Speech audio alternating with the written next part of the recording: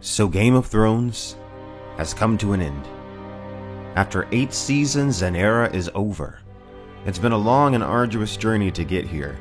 I've been a fan of A Song of Ice and Fire for years, and though I've criticized pretty much every season of this show since season 5, I still have them all on Blu-ray, and I watch them all the way through yearly. Yes, there is a lot about the writing of the last season that I thought was wrong, and even borderline disrespectful to the audience and the source material. There still has never been a show attempting to portray the scope and scale of what Game of Thrones does, and for that, at least, this show deserves respect, and so do the countless talented people involved with this show throughout the years. That being said, I will criticize this episode, so if you're not interested in hearing critiques, this probably isn't the video for you. I will split this review into 3 sections: pros, cons, and final musings and rating. We'll start with the pros. As always, visual effects stunning. I really liked the way it looked when Drogon was behind Daenerys and his wings are out. It was a really cool shot. The Iron Throne being melted, really cool shot. I've always wanted to see the Iron Throne being destroyed. I've always thought it would be. I'm pretty sure this is a George R. R. Martin idea. It represents the beginning of a new era, a transition into a more democratic system, which is where I always thought the series was heading, even in the books. Also, I think Peter Dinklage gave a great performance this episode. He pretty much stole the show for me. His reaction to the death of Jaime and Cersei was very powerful. It was one of the highlights, if not the highlight, of the episode. It was an emotional and powerful moment. Peter Dinklage nailed it yet again. Alright, it's already time to move to the next section of this review, which is the cons. Could you give us your, into the camera, your facial expressions, what it was like reading the last episode for the first time? What it was like reading the last episode for the first time? Like the different stages you went through. I mean, it's pretty much one stage. Okay. Just...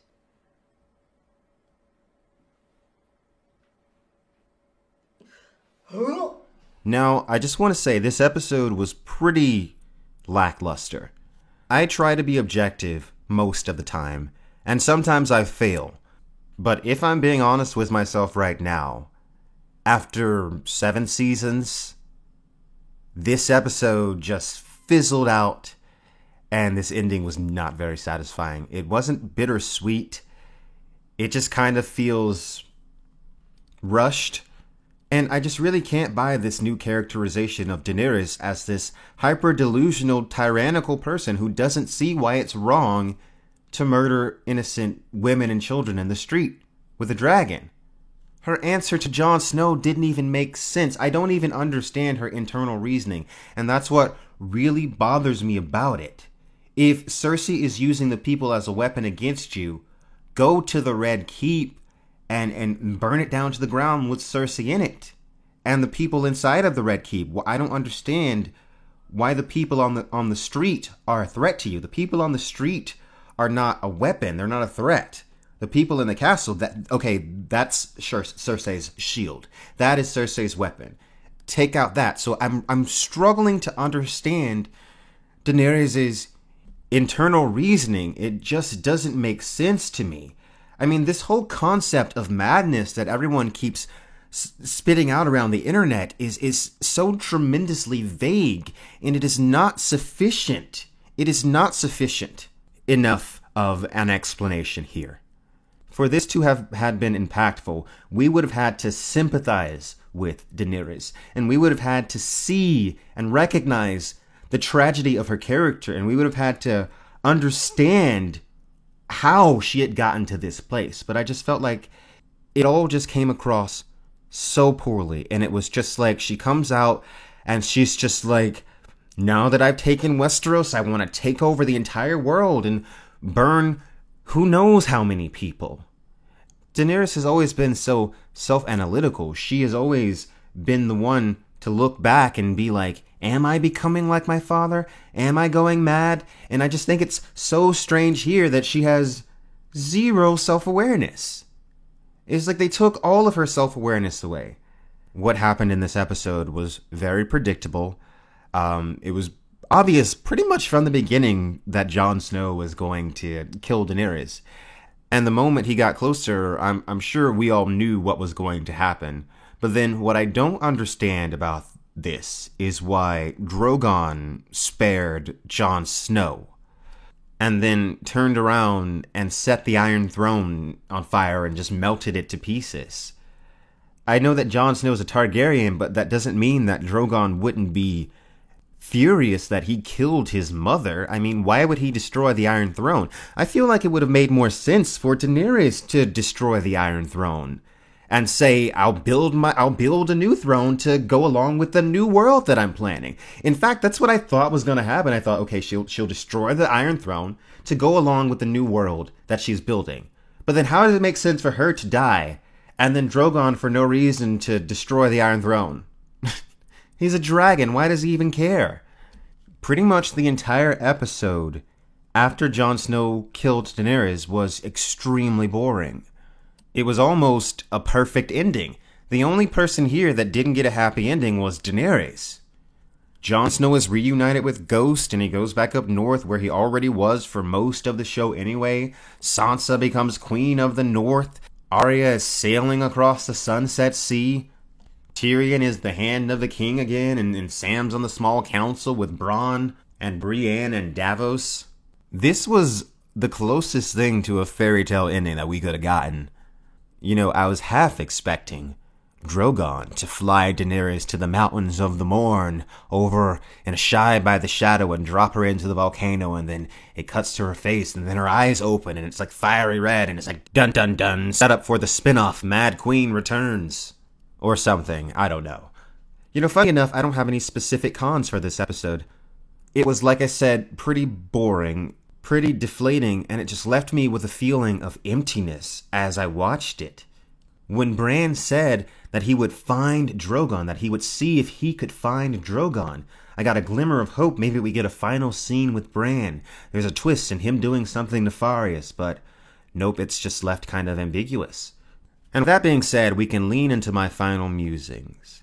Now, I want to say that I might be giving the showrunners too much credit here, but I still think Bran is up to something. I don't trust him at all. You mean to tell me that the Three-Eyed Raven allowed all of this to happen so that he could be king? Is that not just a little bit suspicious? I feel like if this is a George R. R. Martin idea, and Bran actually ends up on the throne as king of whatever's left of Westeros at the end, then that has tremendous implications, because this isn't Bran, this is the Three-Eyed Raven / Three-Eyed Crow if you're going by the books. So the way it's been explained, this is a consciousness that's been passed down from the Children of the Forest for who knows how long. So Bran's mind is full of like these ancient, long-dead Children of the Forest Green Seer spirits. Thousands of years ago, the Children of the Forest lost Westeros to mankind, and now they've taken it back. Who would have thought? But I digress. This obviously isn't something they're really focusing on in this episode or in this show. They don't really care about the Children of the Forest. I'm honestly trying to figure out why Sam's book is even called A Song of Ice and Fire. Like, why did you call it that? I need an explanation. Because I know why George R. R. Martin's book series is called A Song of Ice and Fire, and I've talked about that endlessly on this channel through like hours and hours of content on the books.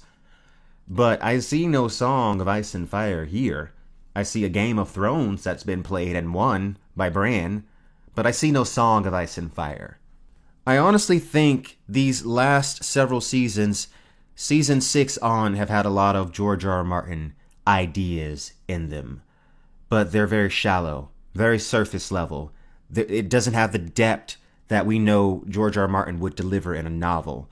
So a lot of it just falls flat, and this episode is one of the flattest. I've never felt so hollow after an episode of Game of Thrones. And it's not just because it's ending, it's because of how it's ending. It's bitter, it isn't bittersweet. You know what, I take that back. It's not bitter, a better word is bland. There is not a lot of writing that went into this episode. A lot of this episode is just actors staring and not saying anything. So to wrap it up, this episode had a lot of Martin ideas. I've always said that the books were probably going to end with a shifting in kind of the political structure of Westeros. But yeah, most of these ideas have been executed rather poorly. I wish I had more interesting things to say about this episode, but if I'm being honest, it wasn't a very interesting episode. It was a very predictable episode. A lot of my problems with this episode are born out of older problems in this season and in the show itself. So I don't know what I can attribute to this episode and what I can't. If I'm going with my gut feeling, how I felt after I finished the episode, I have to give it a 4. It just wasn't satisfying in the least. So Game of Thrones, it's been one hell of a journey. I'm going to go back to covering books now. I might do a Q&A live stream at some point in the next week and a half on Game of Thrones. But if you haven't checked out my A Song of Ice and Fire videos on this channel, I would recommend them. And I have a new podcast, Obsidian Nights, a visual podcast with Gray Area, where we're going to go through every chapter in A Song of Ice and Fire. So tune in for that. The playlist is on my channel. If you want to get into the next big thing, check out the Dune playlist on my channel. I have a 7-part series called Ultimate Guide to Dune, which is a cinematic video series on the Dune books. And they're very good if I do say so myself. You can sit back and watch them and get the whole entire story. And it's an epic story. And there's even some Game of Thrones influence in Dune. Like George R. Martin definitely read Dune. And there were some elements that were taken over. So you can check those out. Peace out, guys. Make sure you like and subscribe for more ideas of Ice and Fire. Alright, bonus for people that stayed after the credits. You know what? I can't be mad. I can't be mad at this episode. I mean, the last several episodes broke me. And you guys saw my emotions throughout all of my reviews. I started off like I'm gonna give this a chance. The first 2 reviews, I'm giving it a chance. And then episode 3 hit, that broke my soul. And then episode 4 was just like meh. And then episode 5 just ripped out the rest of my heart. And so now I'm just left, whatever it is, what it is. They can't change it. No one's gonna change it. There's no use in signing a fucking stupid petition. It's not gonna do anything. Get the fuck over it. Everybody just get over it. It's done. I'm gonna get over it. I'm gonna go back to my normal stuff. You can join me there, or you can just hit the unsubscribe button if you want more rants, because I might do 1 or 2, maybe. I'm not saying it's out of the realm of possibility, but for right now, I'm not planning on it, and it's gonna be exclusively book content if I can help it, unless something pulls me back in. But we will see. Peace out, guys.